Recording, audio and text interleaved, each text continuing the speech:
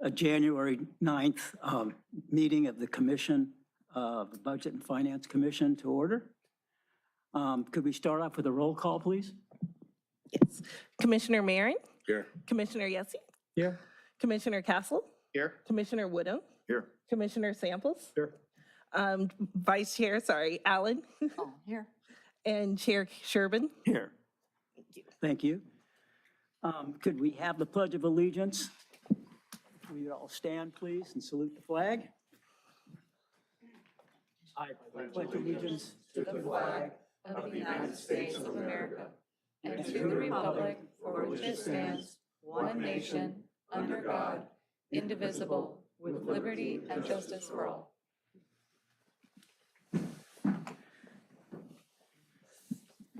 Thank you. Item D, approve the order of agenda. Next is to approve the order of the agenda.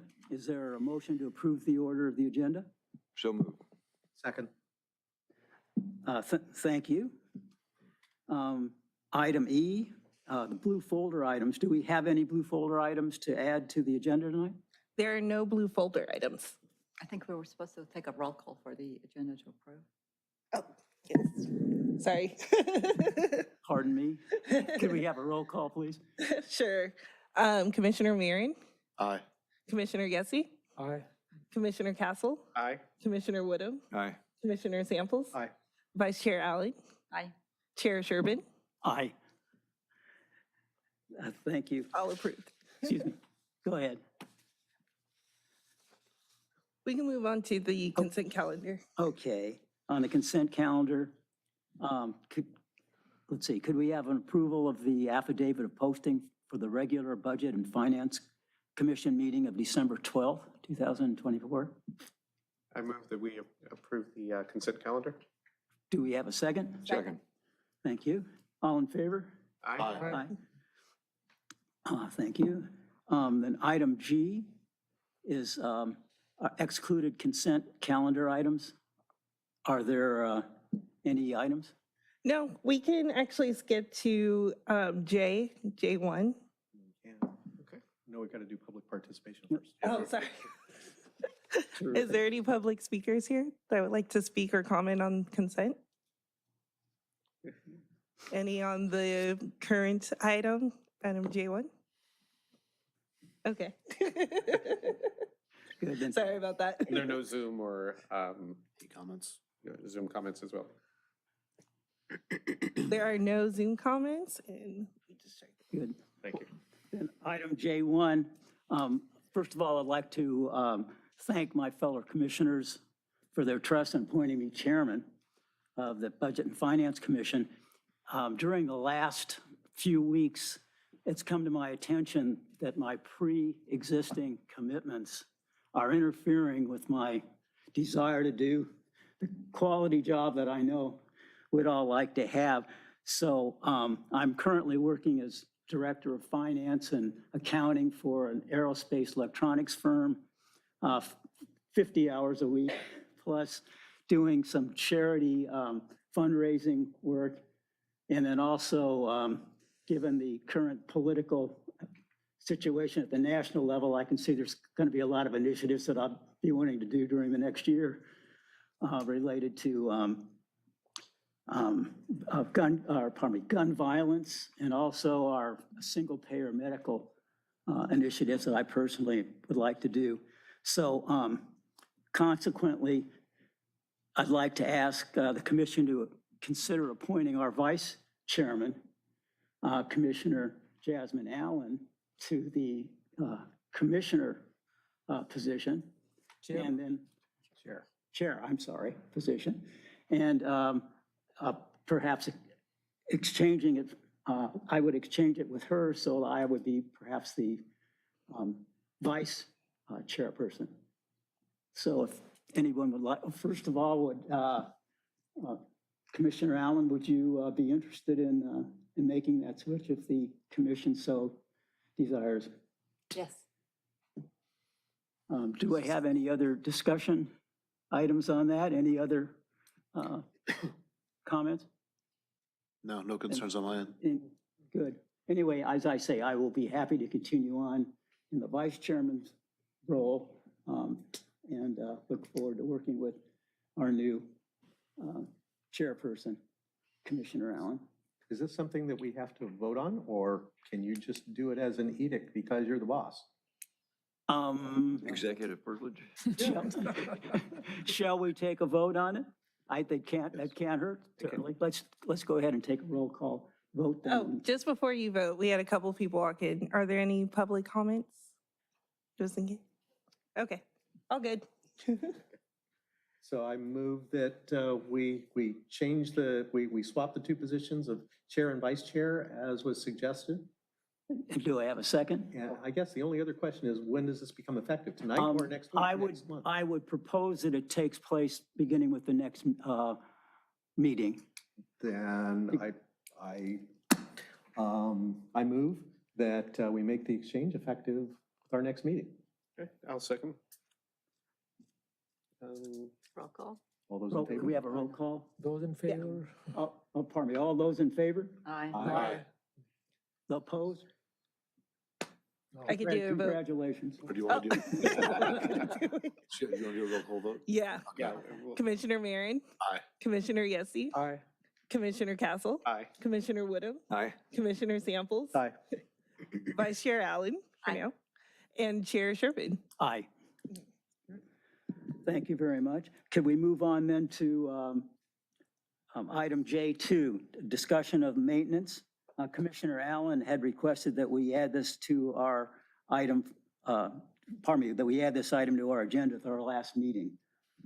So, So last time when we were at this meeting, we had a resident who made a public comment, and he was concerned about the fact that I think, in short, he was saying that our committee should be responsible for having a budget for repairs and maintenance of our facilities.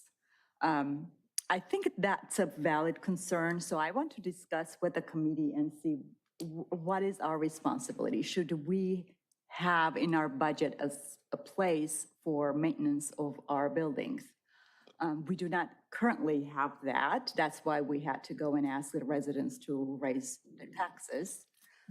So this is something I think he had a valid point. Sure, I sure. understood what he was coming from. maybe we can get a little bit of historical background from our finance director. Yeah, so I mean, I would probably have to talk to our Public Works to get all the detail you're looking for on this. We definitely do budget for maintenance every year. It's visible in the city's budget. We can highlight that for you and share it with the commission. We put money towards that every year. The real issue with the city's large buildings is that these buildings are from the 1950s, and at some point, they are just not good anymore. So no matter how well you maintain them, at some point, they have a useful life, and that useful life is over. I think that's the case for many of our other buildings that we didn't put forward for repair under this bond because we wanted to focus on the highest priority, which is our public safety. But in terms of city maintenance, the city definitely actively maintains all our buildings. We can point that out to you. I think if you wanted to have a discussion about, whether the city could do more to maintain the buildings and whether that would extend their longevity, again, I think that's a question the Public Works Director would be able to speak to better than I could, but I can assure you 100% we are maintaining our city buildings. So the question is not are we maintaining our buildings? Yeah. Obviously, we are maintaining our buildings. The question he raised was, we just went to the taxpayers and we asked additional millions of dollars from their taxes.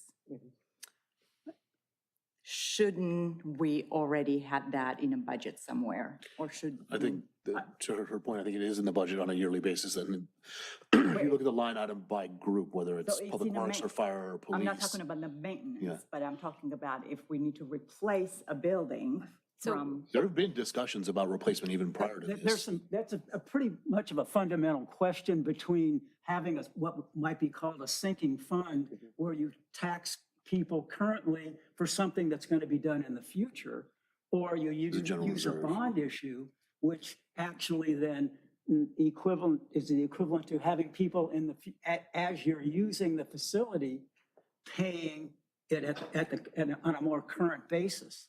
So I think maybe that was his sort of question, why all of a sudden are the taxpayers being asked to do this? But it makes sense to say that for the next 30 years or so, if you use a bond as your basis for financing it, that those people will be the people that actually pay for the use of the facilities during that period of time versus the last 30 years worth of people's tax revenue being used to replace the building. I think there's some fundamental questions, just basic questions about how you finance versus what specifically happened here that creates an opportunity for us to finance it with bonds. A couple of things in talking to the public about Measure FP and the need to replace the stations. There were a couple of things. People did ask the question about why haven't we saved this money, annually, and to save in our $100 million budget to save $90 million, even if we did $3 or $4 million a year, it would take us another 25 years, and it would cost $300 million to do it in 25 years. The other issue is, although the buildings, they needed maintenance like roofs and things, but a large driver of it is that the buildings were built in the 50s. So for example, at our fire stations, a lot of our trucks, our newer trucks are just large enough to fit inside the buildings and close the doors. And then in the yard of Fire Station 1 and Fire Station 2, they're auxiliary trucks that there's just no indoor space for them. So they're actually left out in the weather. So we actually just need a larger building in both locations to accommodate that. And the same for the police station. So it was a combination of maintenance issues, but also just we need larger facilities versus the city when it was those were built in 1955-ish. But I think in our budget, if we bring in I guess when the city manager speaks to us and also Public Works, they can talk to us about the plans and, maybe we need to spend more money annually. What would that number be? Or if we're... What would have happened if Measure FP did not pass? I mean, you're relying so much on the bonds. Mhm. So what if it didn't pass? If it didn't pass, then we'd have to look for some other way of doing it. And I think that's Actually, there's not a lot of alternatives to doing that. Mhm. I think it makes sense fundamentally to do it that way, but if the public doesn't want to have it done that way, then Measure FP was just for fire and police. We also need to replace Public Works, the yard, and we have other facilities. I don't know if people are going to pass another measure for those facilities because they're not as popular. Right. I guess what I'm trying to see if anyone else thinks that maybe we should have a fund for those projects.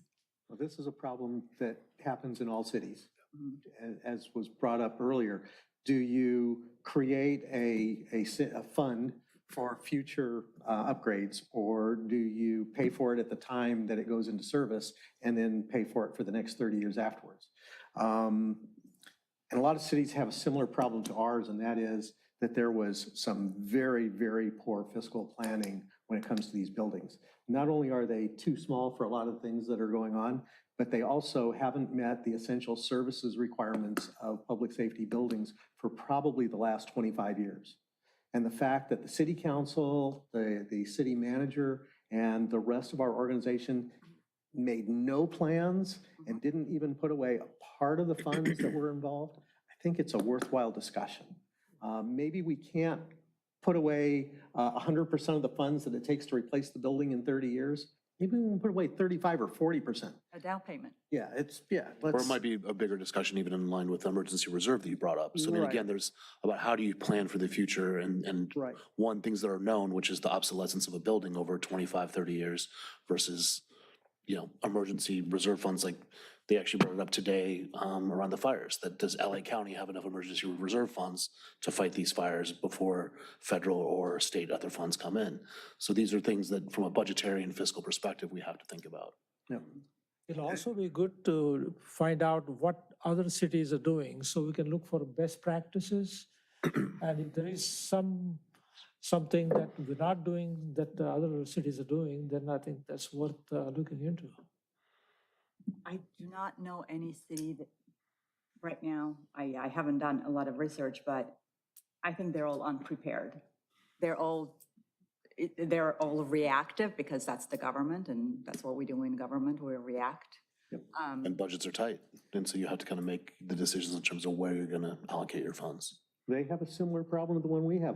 Just last month, when we talked about the emergency reserve fund, that's a big number that we're talking about. Yeah, that's another 3 million a year. And where does it come from? It comes from paying for all these other maintenance things that we're talking about, or it comes from cutting back on personnel or doing something like that. Because unfortunately, we're not in a place where we can just build a new shopping center and get more revenue for the city. It takes time for all this. So, but I think it's a worthwhile discussion. And just like we had the discussion about the reserve fund, I think this is having some fund for some of these buildings, I think is important. And certainly not waiting until the apparatus won't even fit in the building before we go, oh my God, there's a problem. Right. I mean, we can see these things coming down the tracks years in advance. It doesn't make any sense to wait until after it's a major problem. And I would actually, I'd ask a very, another question. When you're talking about the fire apparatus that sits out in the elements, what does that do to the cost of maintenance on the fire apparatus that's not being housed inside the fire station? Right. Is that increasing our costs? I'm sure it is. I toured Fire Station 1 and it was an auxiliary pickup truck Right. that they use. Right. But there's just no internal space in the station to park it. So it's, a block from the beach and out in the elements. And I'm sure that has an effect on it over time. And the chief's vehicle sits outside? I believe so. And all the other supplemental vehicles, they sit outside. It's not a good situation. Right. Just Well, in addition to the question of how you plan for the capital replacement, is the very real issue of day-to-day maintenance. We've got roofs in both of those fire stations that leak. We've got roofs in the police station that leak. That borders on abandonment. We're basically saying we're not going to put any money. It's one thing not to have money to replace the building, but it's quite another not to maintain the building for the basic safety and comfort of the folks that we hire. Right. And we weren't, so we're not doing either one. I'd just like to state, again, the Public Works Director has better information than I do, but I do believe that we are actively maintaining these buildings. It is very possible that leaks happen, but I am quite sure that we're not letting, our firefighters and our staff have a leaky roof for weeks at a time. Things are much better today than they were 5 or 7 years ago. Okay. There was a lot of deferred maintenance that shouldn't have been deferred. And the fire department was actually here at one point and talked about the deferred maintenance that was affecting their operation. So. Do you have any data on how much we have spent and what was budgeted in the last 5 or 10 years? Of course, yeah. We can take a look at that and see if there is some trend that we can detect from the. I don't know what the structure of the department budgets are, but wouldn't the fire department and police department budgets require them to address the maintenance issues? So normally those would be in our capital improvement program budget. We'll have, again, I really need to get the Public Works Director on this, but we have citywide maintenance accounts, and that's one of our capital improvement programs. So every year we allocate an amount to that, and we use that citywide as needed. And on the capital improvement side, all these things that we're talking about would fall under capital improvement. I don't remember what the changes were, the group that was working on the charter change, but the old charter said that if we had any project that was worth more than $25,000 or was expected to last more than 10 years, it had to go through a CIP budget process that typically took between 1 and 2 years. So doing something simple like replacing a roof would fall under the SIP process. Yeah. And could take 2 years to get fixed. So the charter changes definitely have improved that situation. As you just mentioned, we've been a lot more effective in the past few years and a lot faster at getting through our capital projects. So again, this is not my area of expertise. I'd also just, given the number of items that this commission has brought up and kind of the work plan that we're thinking about as city staff, think about when you'd like to think about this, how to prioritize it. As you mentioned, you made, I think, some very helpful recommendations regarding city reserves. Is that more important than looking at our long-term, replacement of our city buildings? So just from a staff perspective, thinking about our workload and, for you as well as commissioners, think about where we want to prioritize. I think we can take some comfort from the fact also that our new city manager, a couple of years ago, came up through that route, Public Works, and he knows as much about Public Works as the people in Public Works. And I've noticed a difference in comments from him at budget time about how much money should be spent in that area. So I take some comfort in that. Absolutely. It has certainly changed in the last few years. It has changed a lot. I think it's worthwhile to have a little bit more of that conversation. And I would suggest what we're doing here, if we could continue this item in some future meeting, and whether it's the city manager or the public works director, talk about this in more detail and see what their plans are and what they're thinking, and see how we can go about supporting them. I think that would be our best move right now. To put myself in public director's shoes and what I have seen, I've worked in public works before. Public works director goes and asks and says, he has a list and he says, these are all the items I need to repair. And and then is there money for it? Yep. And then he has to prioritize because there is no money for it. So it's not his fault, it's not on his shoulders, because we need to give him money to do his job. Well, it's not just Right. him, though. It's, he takes the list and he prioritizes it the way he believes it needs to be prioritized. The other department heads prioritize it based on what they think their needs are. Then it goes to the city manager, then it goes to the city council. So you have like 5 different entities that are determining priorities. Yes. And it's really tough to break it down when everything on the list is priority 1. Yes, yes. So the obvious, simple answer to all of this is that we need to increase our revenue. And how do we do that? And I'm not suggesting, I don't want anyone to say I'm suggesting to increase taxes or SST or anything, but we need to, how do we get revenue? And what I've seen other cities do to increase revenue is they bring in more businesses to the city so they can get their business taxes and sales taxes. So this is really comes down to us, our city, not having money to spend. So no, we can't, we cannot create a fund for future and think long-term if we do not have money. And in our personal life, what do? If we're broke, we go get a second job.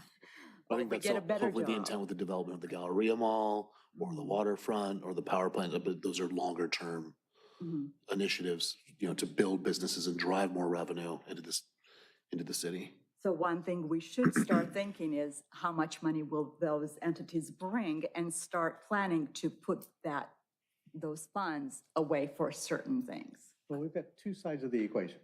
There's how are we managing the money that we have and how are we spending it? How's it being prioritized? I think that's something that we can get some answers about and some thoughts from the department heads of how that's going right now. And the other side is how do we generate revenue? I'm not sure where we start. Maybe we turn all of our major thoroughfares into toll roads or something. I think maybe having the city manager talk with us and explain to us what the process is and what, in terms of his priorities and the money that we have available, and is that something that can be moved from a category to category, and who are the people that make those decisions? That, I think, helping us on the expense side. And then if we determine that apparatus is not sufficient, then maybe the revenue side is the other other place that we have to go, but perhaps visiting the existing priorities and the existing structure, budgeting structure, might be the first step. And I think, because again, it goes even like near term versus long term. You can look at the expenses we have now and do some near term changes and some allocations and look at how we're gonna manage things fiscally. But like driving revenue, that's just longer term. That takes 5, 10, 20 years. And it's setting it up now to plant the seeds for later. And we need to start planning long-term, not just short-term. Right. So we got to start somewhere, someday. Yeah. Well, I think having this kind of input now for our committee would be a good idea, because soon we're going to be in budget decision areas, and the city council is going to ask us to take a look at the budget proposals. Right now, we know that one of the things on our list is how to fund this emergency fund. If we have a better idea of what the city's planning and what the goals are, we might be able to provide some better input to the city council when they get ready to make their decisions. We have on the future agenda to have the city manager come in and speak to us before the budget process. Yes, and I was just going to say, I mean, I think that's an excellent point about preparing for the budget. That's exactly what the city manager likes to do when he comes in and talks to you, is come in and say at a high level what we're trying to do with the budget. And of course, this is based on council direction, on council priorities. So that's usually that's the mindset we go into the budget with. He comes to you early, tells you kind of where we're going. If there are specific items, in addition to the reserves you've already mentioned, that you think are important, that's something that we can, communicate throughout the budget process. And I think, again, if you're coming with a lens of what these priorities are and maintenance and these other issues that you've brought up, that's going to be a really helpful addition to our budget decision-making. Perhaps we could have Mr. Wasinski come and speak with us about that process, even prior to the time that we really get down to the hard task of coming up with those budget issues. Well, our next meeting is in February, and then we're going to be talking about budget. Yep. So It's coming up That needs fast. to happen fast. Can you remind me, is the Really comes up strategic fast. planning that council does, is that a public meeting? Do they, I know different cities, I know sometimes they get a consultant to come and help them, and they spend a whole couple of hours Yes. And I am deciding. remiss in not referring to that earlier in this discussion. So it's public, it's all videoed. We had this in January. Okay. No, not January. We January. are in January. January. I believe we had it maybe in October, but there's a video of it. I can send it out to the group. That is actually a very clear insight into council's priorities. So that's a great document. So we have the strategic plan that council approved. That's available. Again, the discussion is available by video. We have minutes, so we can share that with the group. I would suggest that at least some of us attend that meeting. So I need to make sure I have it on my calendar, that we attend a meeting and we ask questions. So we're there with them, thinking together and giving recommendation in real time. Sorry, it is public in the sense that the public can attend, the public can ask And we can, questions. yeah, Yeah, which and means I'm we sure you can can, attend, yes, as yeah. members of the public, Yeah. yeah. And that's all But I'm saying, just is to that be we clear- just need to put it on a calendar, and a few of us need to tend to understand. So it what won't they're happen doing. again until after after the budget process. I would suggest that the city manager attend every meeting, at least for the next 3 or 4 months, because we have so much to discuss and we're not getting the answers that we would really like to have to be able to provide some input to you and to the city council. So, well, I would say let's get the right resource. I don't think it's necessarily the city manager to answer all of our questions. I think a lot of this can probably be answered by the Public Works Director or someone within Public Works. Our city manager is probably pretty busy right now working on budgets. And I think to your point, I would personally love to be able to respond to every question that comes up at these meetings. A lot of times if we have a specific item on the agenda, I'll have done some research on it. I'll be prepared to do that. Some of these wider ranging topics, I'm just not going to be here prepared to do that. And that's why we discuss, can we put something specific on the agenda at a future date? And we can be prepared and have the staff ready to get you the answers that you need. Do you think we should have the Public Works Director speak to us before the city manager comes in for the official budget discussion? Do you think So, that that would be helpful, or? I'll talk to him. I think normally there's a joint meeting with the Public Works Commission Okay. prior to the budget process that's about capital planning, specifically in the capital budget. So that's one opportunity that's already there. So I'll bring it up to the Public Works Director and see what he thinks is the most effective way to do this and to answer the questions that you're looking for. The joint meeting is ordinarily in April, if I recall, and that's I'd pretty deep into the process. You know what? I'll double check. I'll double check on this. There may be another opportunity, or perhaps, our regular meeting when we have the city manager come, we could also have the Public Works Director come. So I'll take this back to our city manager, take it back to the Public Works Director, and we can discuss how to best address this. Yeah, I think it would be nice if we could get the Public Works Director in a little bit before the meeting with the city manager, because that would prepare us to be able to ask the questions of the city manager that might have arisen with our discussion at with the Public Works Director. And let's try to If we take this can. one step at a time. Yeah. Okay. Super.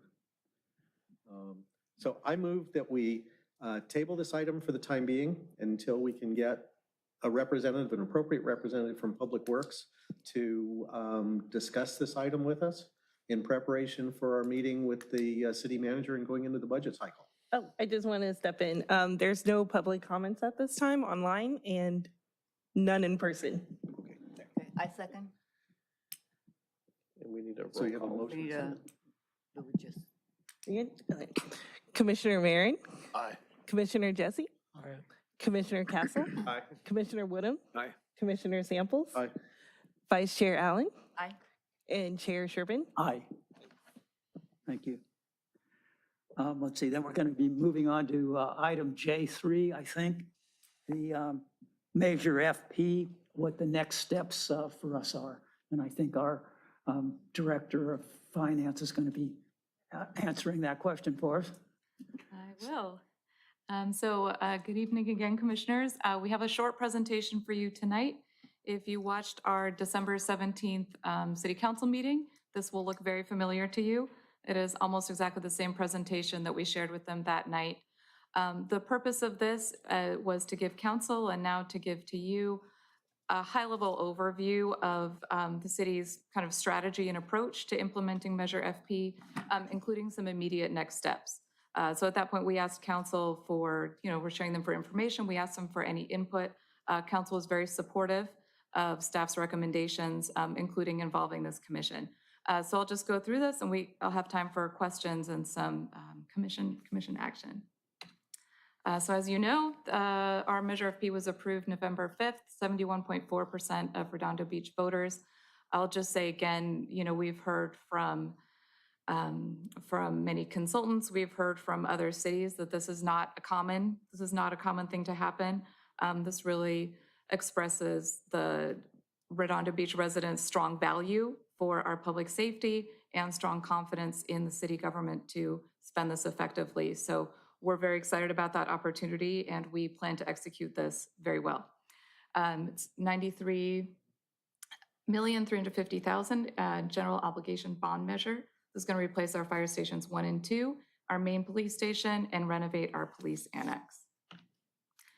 Some immediate next steps, and I've highlighted the finance ones for this group for obvious reasons.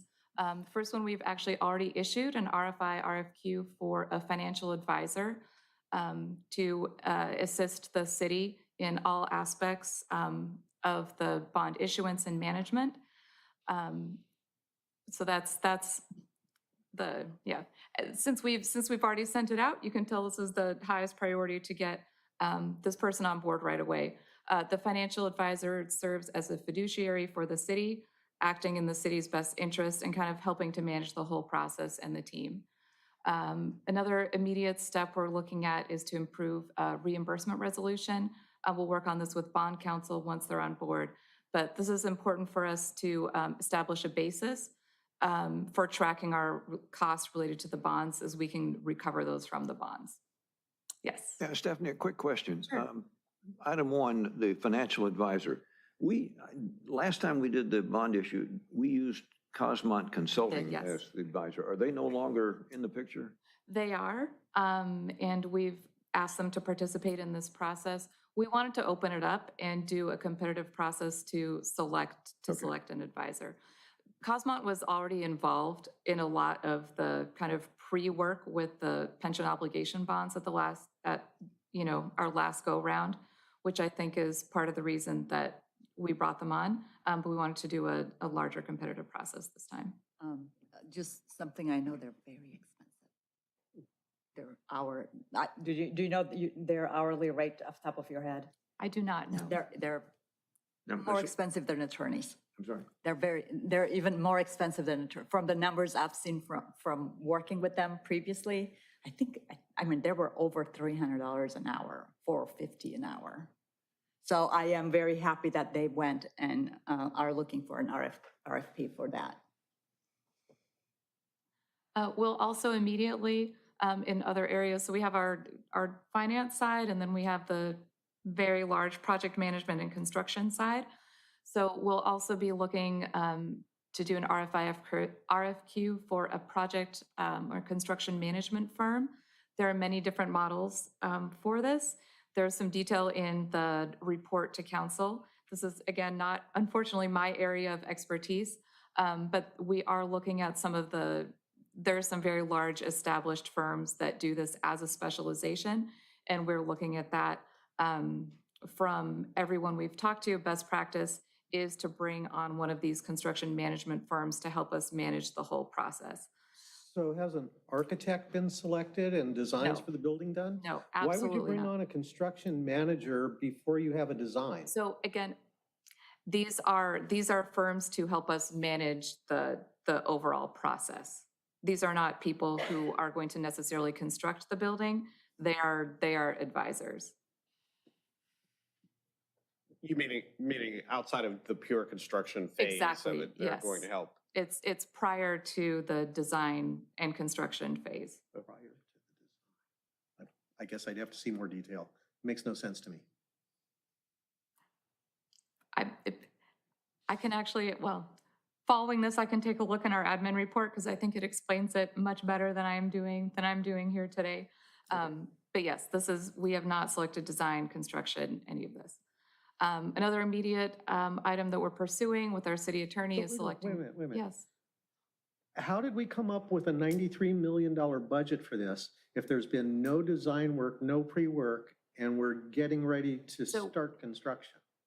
We are definitely not getting ready to start construction. We worked with a firm that does cost estimating within certain parameters to develop a very detailed estimate for the construction work. Okay. Well, then let me do this. We just heard about Fire Station 1 being too small. We've heard about the police station being too small. We've heard about Fire Station 2 being too small. Does that $93 million include property acquisition in order to build this thing? So I do not believe we are going to need to purchase property, but yes, this 93.35, and again, we built in some contingency for this. If you paid attention or if you watched any of the council meetings, you'll see the 93.35 included contingency. Council added additional, I think, 5% on top of that. So we are quite confident that this will be sufficient for the work that we'd like to do. Okay. Just a quick thought. The last day or so, we've all seen pictures of total devastation. And I would bet that some of our estimates for capital expenditures are going to be thrown out the window because we're going to be rebuilding, the area is going to be rebuilding houses and businesses and hospitals and schools out the wazoo. So we may be affected by that 93 million for something beyond our control just because of what's happened the last 2 days. Right. Both in manpower and material. Yeah. So that is obviously true and not something we imagined. Yeah.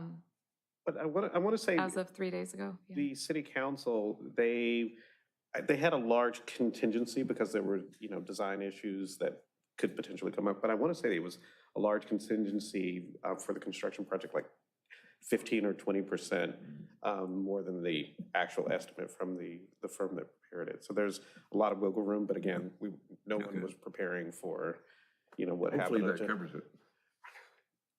Keep fingers crossed. Exactly. I think too, part of what we'll plan for with the financial advisor is how to sequence the work and how to tranche the funds.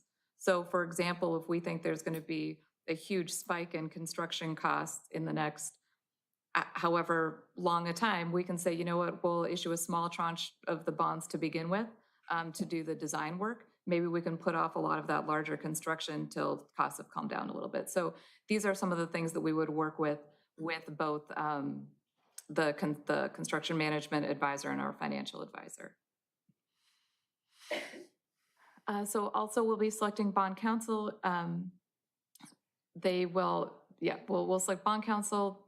They will provide the legal opinion regarding the taxability of the bonds, and they will also help us with the reimbursement resolution and in general, just establishing the legality of the bonds.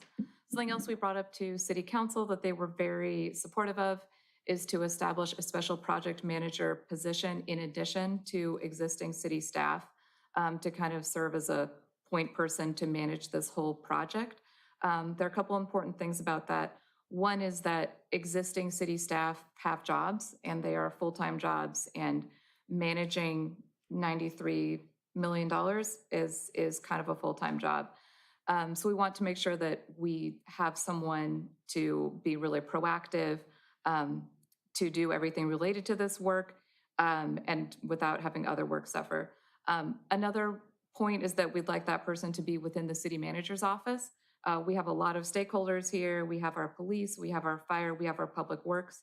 They may have differing opinions, and we really need a strong point person to kind of corral these views and make decisions. So we can pay for this with bond funds. We've discussed this with several financial advisors, and they've said this is something that's very common with these bonds, and it pays for itself in added efficiency for the project. So again, we're figuring out what that would look like, whether it's a consultant, whether we hire, a temporary position or a kind of limited term position, but this is something we'll be looking at. Is there a provision made in the bond issue for the special project manager? Yes, that's definitely an allowable cost within the bond issuance, because they'll be focused specifically on the implementing the projects. You mentioned number 2 here is select bond counsel. In the materials for the commission meeting, you also mentioned disclosure counsel. Yes. I'm not familiar with that. Those can't be the same firm? So they can be, actually. They can be the same firm.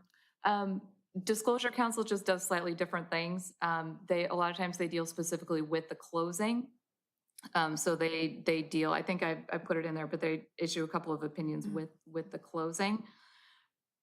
We historically, the city has had 2 different firms for this, and is largely just because of specialization. So some law firms specialize in one versus the other, and the city has found it helpful to do that. So here's our financial team. Managing this is a big process. And again, so we assemble a whole set of advisors and consultants for the city. Again, this is best practice. This is straight out of GFOA, any other place that we can look at. So we have our financial advisor, as I mentioned. Eventually we will have underwriters to actually sell our bonds. These, again, will go through a competitive process to select. Bond counsel and disclosure counsel, we're working with the city attorney's office now to develop a list and identify these entities. And finally, to actually manage the payments, we'll look for a trustee or a fiscal agent. And that just kind of depends what what level of role the city would like this entity to take on. And again, the financial advisor is dedicated to the city, fiduciary to the city. The underwriters ultimately do not work for us. They're trying to get the best deal for the people they're selling their bonds to. So it's really important for us to have, someone on the other side. This is just a little bit again about our project planning and delivery. This is going to be our staff and outside consultants. We are going to hire someone to kind of serve as the city's bond project manager on the construction side. On additional staffing, there's the one I talked about, internal resources just dedicated to this. Serve as the day-to-day contact, the day-to-day owner's representative and a single point of contact for the various entities that we're trying to, that we're managing. Kind of gone over these already. Just quickly, another item pretty large that staff has already started thinking about are temporary facilities.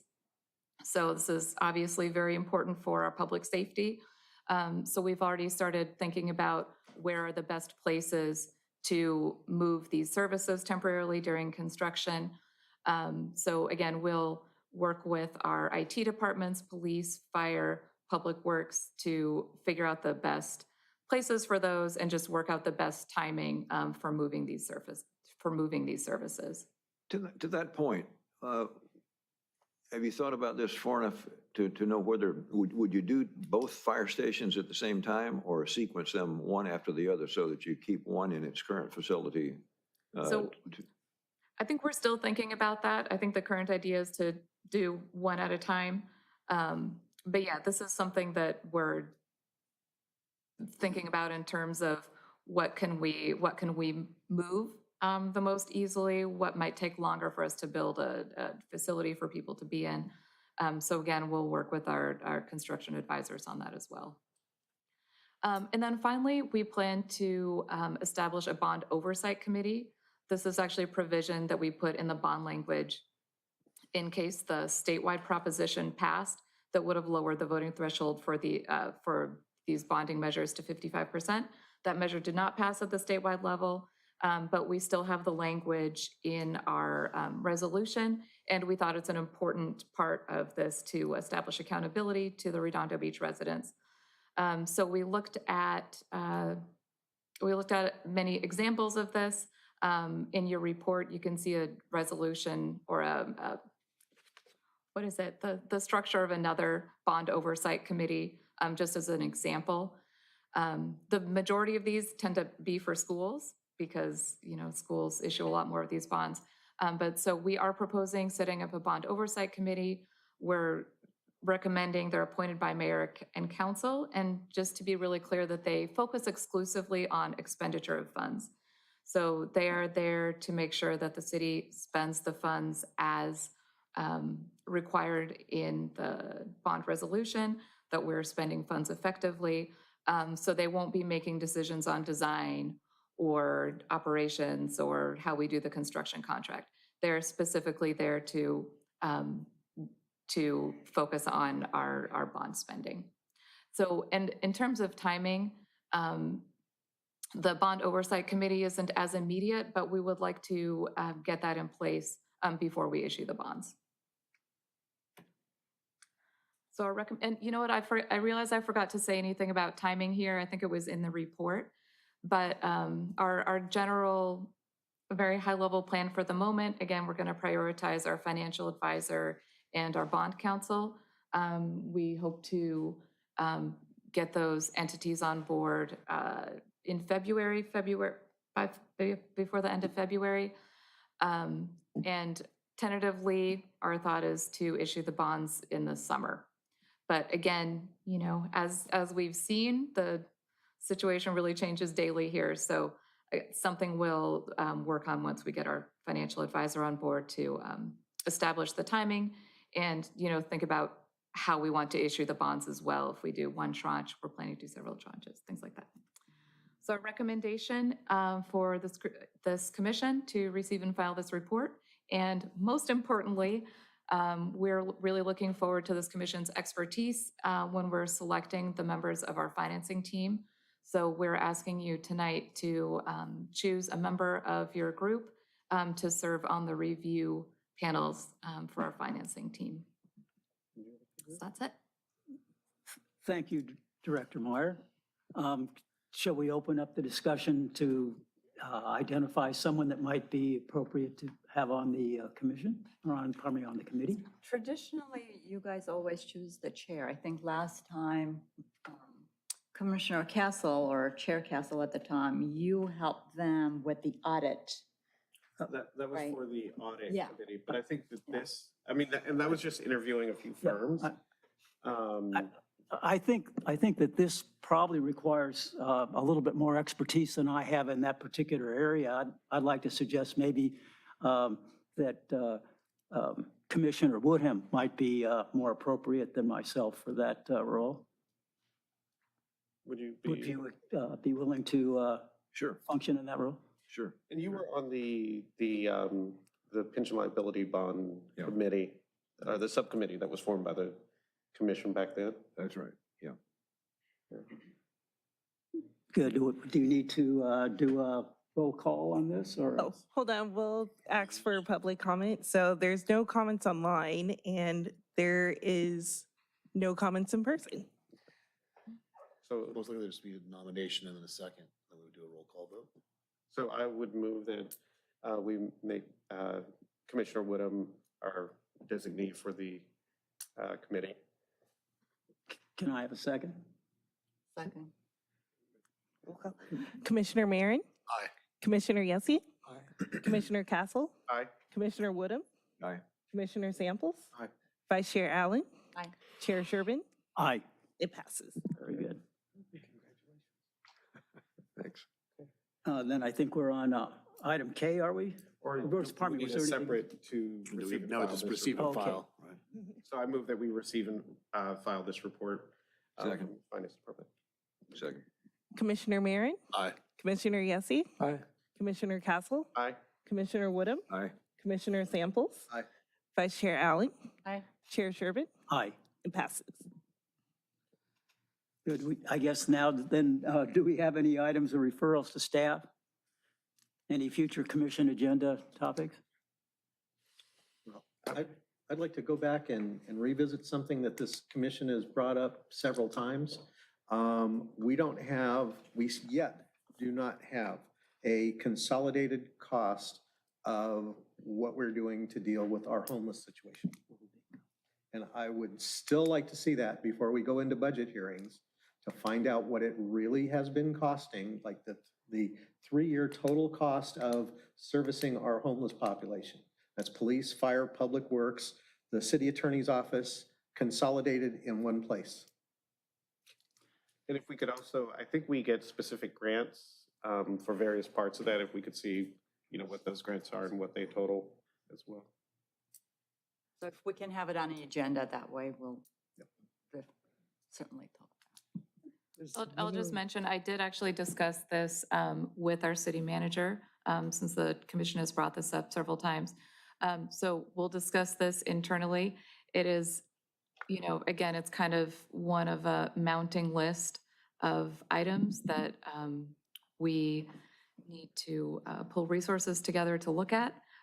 So we'll discuss this again and come back with a, I think, reasonable timeline to get this information. Yeah, I might make a suggestion also. It seems like this is the kind of topic that's going to be a continuous demand as we move forward. There's going to be more people that are affected economically, and they're going to be disadvantaged. And I think we can anticipate having more expenses, directing more attention to this.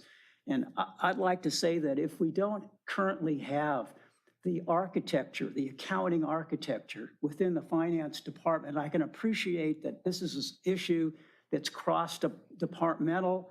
It's not such an easy number to come up with, but I think we need to be taking steps, or should consider taking steps, to create, perhaps, it's in the private sector, it's called a cost center, or it's called a P&L center. maybe this is a benefit center. Yeah, And I mean, but starting with a concept of this going forward and being a very, very important part of us to have to justify and to want to with respect to oversight, with respect to budgeting, with respect to departmental affairs. And each department probably should have a line item that relates to this, their contribution to this overall objective. So that might be something that you consider up, because as I say, perhaps you don't currently have that in place to be able to. I think that we do have, I think we have ways within, you know, the way that our financial system is set up to identify these costs and to pull them together. You know, we haven't done that in the past, but I think the architecture is there to do it. Again, it's just, you know, it takes some, as I'm sure you know, having done this in the private sector, it takes some time and thought to do this correctly in a way that actually works the way we want it to work. Well, in our budget, don't we have a line item in our budget, how much the council had approved to spend on homelessness? No. I mean, we should start with that. So, They do for the First college of all- shelters, but there's so many other. I don't see this as being strictly a finance department issue, because all of these other departments allocate human resources and material, and they charge it against what or they articulate it as being a cost of doing business and a cost of dealing with the homeless situation. So each of the departments should have someplace buried in their own internal budget some line items that cover this cost. I think, again, I'm speaking at it from the private sector side, it's important to have the proper mechanics set up so that each department can properly account for that, both direct, indirect costs associated with that, application of overhead. It's not, I don't want to say it's such a difficult problem, but it's not such a simple number to come up with unless you prepare yourself to do that. And I think that's what I'm suggesting. Let's see what we've got now, and then let's also design something for the future, which probably would be a finance department function to create that so that the departments can then participate in. And for the sake of conversations, remind those that you talk to that this commission has been asking for this for over a year. So it shouldn't be a surprise that they can't do anything with between now and April. But this is where AI comes in. You have data. I would love to tell AI to do this. I'll tell them tonight and see what happens. You have data, but Find my you homelessness cannot get costs. your hands on it because it's scattered all over. Same thing with the capital improvement projects. I've talked about it and I've asked for all the numbers. What was the original budget and what have you actually spent? The gentleman you had in one of the meetings, he said, we have the data, it just takes time. Now, with the new technology, new artificial intelligence, you can get it at a lightning speed. So we also need another presentation by somebody from your IT side, cybersecurity. How are you going to use the AI tools to give us the data so we can do the analysis? It can even do the analysis if you have the right kind of software. Those things are never discussed, and we just keep pushing it forward. That's not going to work. So again, I think maybe, so I'll take all this back. Something that we could look at potentially at a future meeting is kind of all the agenda topics that we've discussed.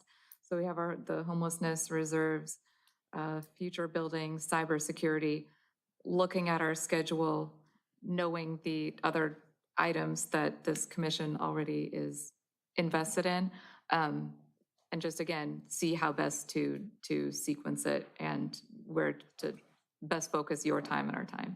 Now, I'm going to say this again. In other cities, this is actually a simple task to do because they have an account code and then everyone charges their POs, to that account code. So all you have to do is just look at that account code because everything's been, all the purchase orders are referring to that account code. I mean, that's how simple I have seen cities tracking their homeless spending.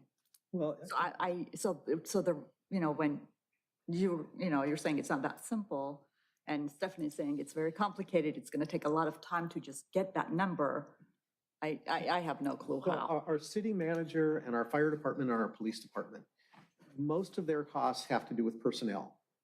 And when we see the budget at the beginning of the year, they have 1/10 of a head count assigned to XYZ and a 1/4 of a head count assigned to something else and 1/3 of a head count assigned to something else. And you don't know how much of that is actually related to the homeless.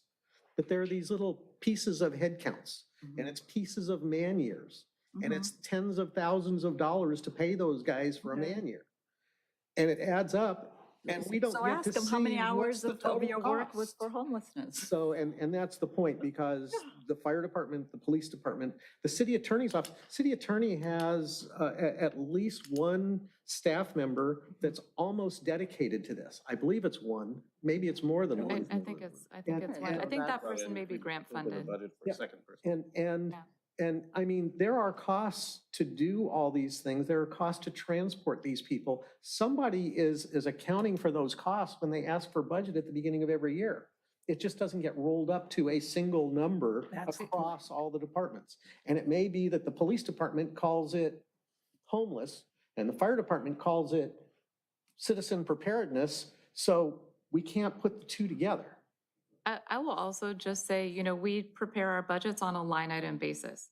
So we don't do project-based budgeting. We do not do program-based budgeting.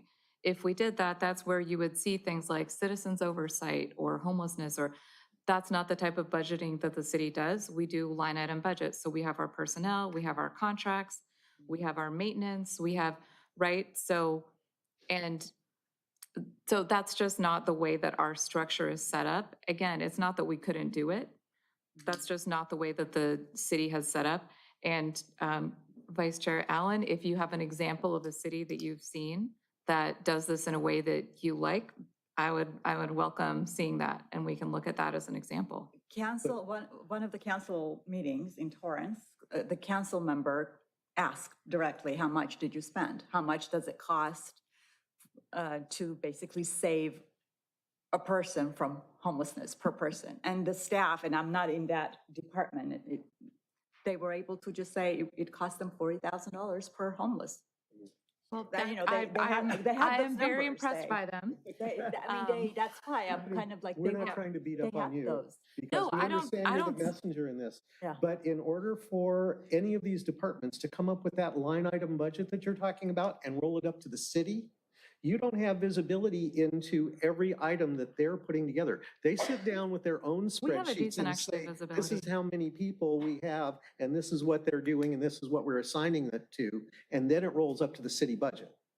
That's precisely right, and that's why that I think our finance director is focusing on that if it's not set up in order to be able to collect those costs down at the detailed level, an officer works a half a day doing something that's related to homelessness, he calls it by another name, public service, a half a day public service, that never gets rolled up into anything that has to do with homelessness, because the police don't have their budget has not been set up in such a way that they address that as being an issue.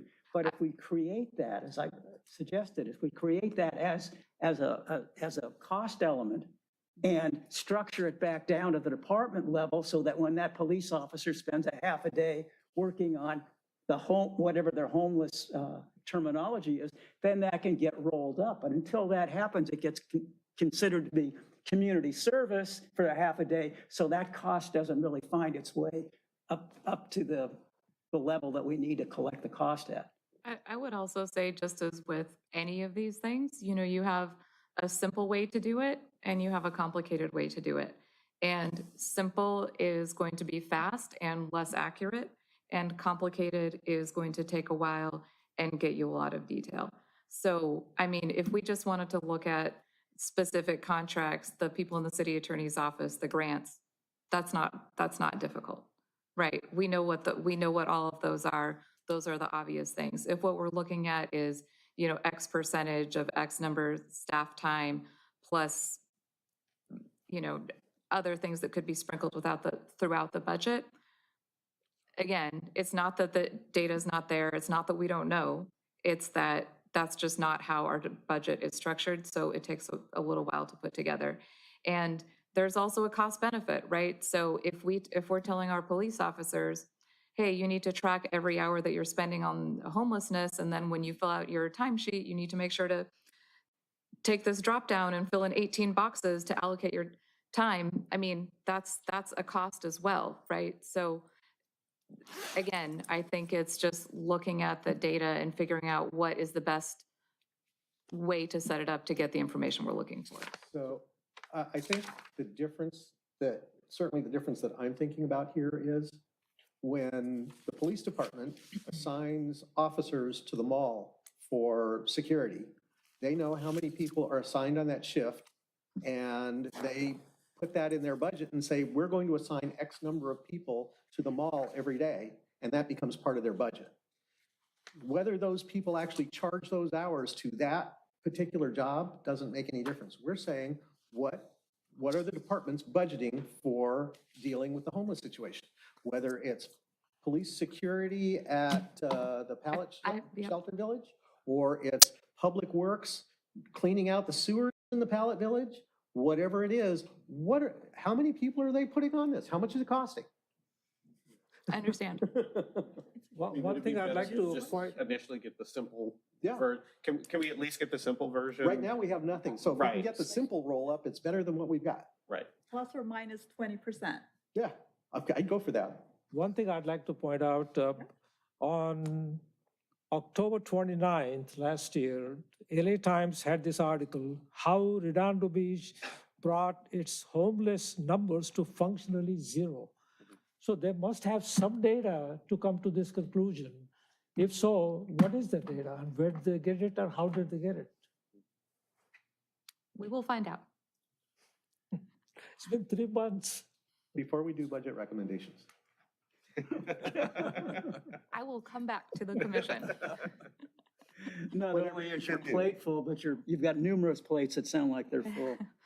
But Couple. that's Thank you. government, doing government business is part of being transparent. That's, that's where we Exactly the spend a point. lot of time. I We totally have- agree with That's you. required, that we are Absolutely. transparent. Well, actually, if you recall, one of the reasons this question came up is because more money was being spent to acquire more pallet shelters and do more work in order to get to that October 29th number.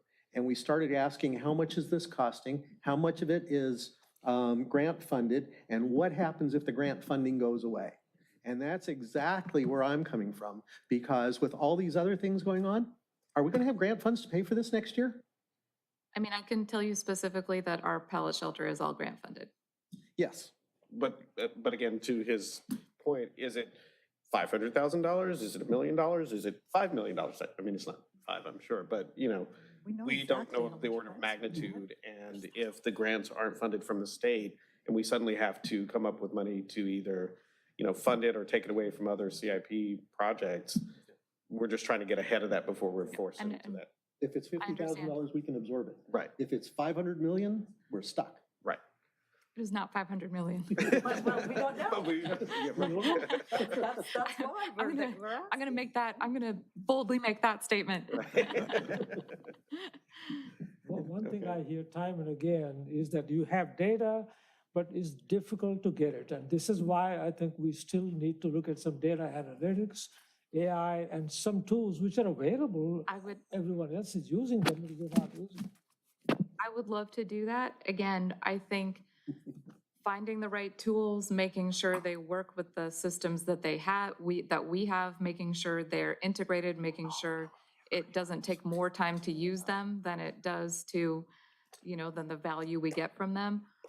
I would love it to be a very easy solution. I don't know that it is, but again, I would love to have fast and easy to use data as well.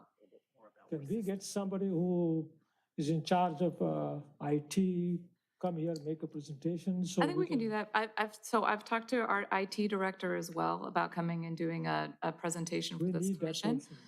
He is very open to it. He just wants to make very clear that the information he shares in a public forum about cybersecurity is going to be very, very high level and strategic.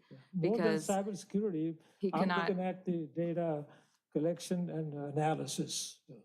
okay, I'll, IT isn't responsible for that. That's the clerk's office. Or if it's like database driven or something like that, it would be, but we can have a quick talk. yes. Anyway, Very good. that's all I've got. What do we need to do then to have this be a continuing item with respect to coming up with the accounting for the homeless from a formal? I would say just put it on the agenda so that we'll visit this every month until we get an answer. A continuing item, and then maybe we can come up with a timeline that our director can help us with so that we can get to certain points at certain points. Yep. And then I think that's probably the most practical way for us to proceed. Because I think Sounds we good. all agree how important, everyone agrees how important this is going forward. So I think that will work for us. So we had another item. So it's the homelessness that's going to be on the agenda next time. And what was the other one that we said we wanted to get on the agenda? IT director's presentation. And then the discussion of city maintenance. I Yeah, think was the how we finance the building, the future buildings and things like that. Sorry, so just to be clear, you're putting on these all on next month's agenda to continue the discussion? And then to see if we have any, Any update? really. Any updates or progress? It's going to be Yes. under Yes. continued items as Yes. opposed Okay, to got it. main agenda items. Perfect. and then they'll stay on the agenda until we decide to remove it from the agenda. Yeah, I So think they'll be there that- every month. It can't That be way we continued won't from a forget. previous agenda until we actually have it on the agenda and discuss it and decide to leave it on the agenda. Okay. So right now, we're asking that these be put on the agenda Under staff items, I guess. under items for discussion. And from there, we decide whether we're going to keep them or Let them continue. file them. Right, okay. So be it. Do we have any other discussion items, or shall we move to adjourn? Move that we adjourn. Second. All So those in done. favor? All in favor? Aye. Aye. Aye. All adjourned.